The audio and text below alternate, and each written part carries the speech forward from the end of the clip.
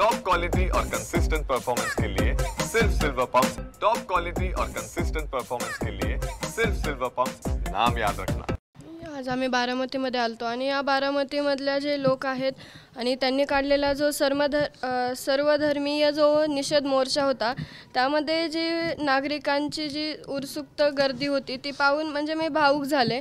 पण या बारामतीतून अजितदादा पवार असतील उपमुख्यमंत्री आणि या बारामतीतील आमदारांना माझी विनंती आहे, माझे वडील गेलेत, आम्ही न्याय मागतोय आणि अजितदादांना सुद्धा तीच विनंती करते की आम्हाला लवकरात लवकर न्याय द्या। आज माझे वडील गेलेत, म्हणजे तुम्ही या प्रकरणाची खोलवर जाऊन तपासणी करा आणि माझ्या वडिलांना न्याय मिळवून द्या। तुमच्या पक्षातील एक जे आमदार आहेत त्यांच्यामुळे म्हणजे आता ते आमदार आहेत त्यांच्यामुळे जो हे राज्य आहे ते नासत चाललंय, त्यांना तुम्ही पाठीमागे घालू नका। त्यांच्या जे ते करतायत त्यांच्यामुळे आज आमच्यासारख्या सर्वसामान्य लोकांचं जगणं मुश्किल झाले। दादांना मी तीच विनंती करते की दादा तुम्ही त्यांना पाठीमागे घालू नका आणि हे जे प्रकरण घडले माझ्या वडिलांबद्दल आणि तसेच अनेक प्रकरण घडलेत त्याची सुद्धा तुम्ही खोल तपासणी करून आणि माझी तर खरं दादांकडून अपेक्षा आहे आणि मी असं ऐकलंय आणि बघितलंय देखील की दादा एक असे व्यक्तिमत्व आहेत की ते खऱ्याचं खरं करतात आणि खोट्याचं खोटं करतात।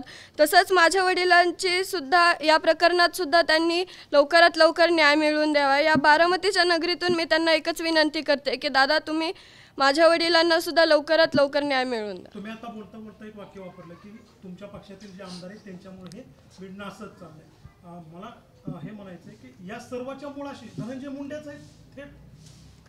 हे बघा त्यांच्या पक्षात बरेच काही आमदार आहेत आणि म्हणजे आम्हाला तर आमची पहिल्यापासून एकच भूमिका होती की माझ्या वडिलांना न्याय मिळाला पाहिजे आणि त्यांना समजा मारण्यासाठी किंवा त्यांना समजा त्यांची जे आरोपी आहेत त्यांना मदत करण्यासाठी किंवा ज्याच्या म्हणजे जी एक खंडणी आहे त्याच्यामुळे माझ्या वडिलांची हत्या झाली, ती खंडणी नेमकी जातीय कोणाकडे हा सुद्धा आम्हाला मुख्य प्रश्न आहे।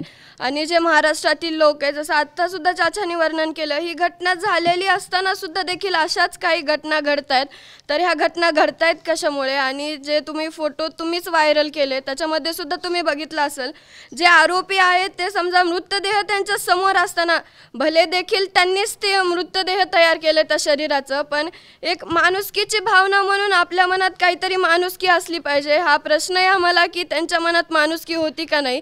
मृतदेह समोर असताना ते अमानुष त्याचा छळ करतायत किंवा हसतायत, म्हणजे मला तर वाटतं किंवा आज पूर्ण महाराष्ट्र सुद्धा तेच म्हणतोय की याच्या मागे कोणाचं तरी पाठीमागा म्हणजे याच्यामध्ये कोणतरी हात आहे कोणाचा तरी आणि याच्या मागे कोणाचा तरी मोठा पाठिंबा आहे, कारण की त्याच्याशिवाय एक व्यक्तीमध्ये माणुसकी असली पाहिजे, ती माणुसकी सगळी बाजूला ठेवून हे अशा प्रकारचे कृत्य घडतात। 9 मार्चला या घटनेला 3 महिने पूर्ण होत आहेत, काय अपेक्षा आहे राज्य सरकारकडून, काय नेमका भावना व्यक्त केला जातो?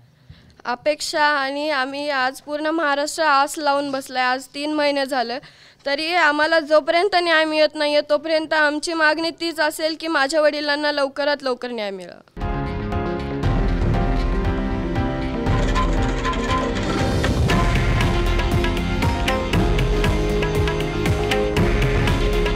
हे आहे देशातील नंबर 1 न्यूज नेटवर्क आणि आपण पाहत आहात TV9 मराठी।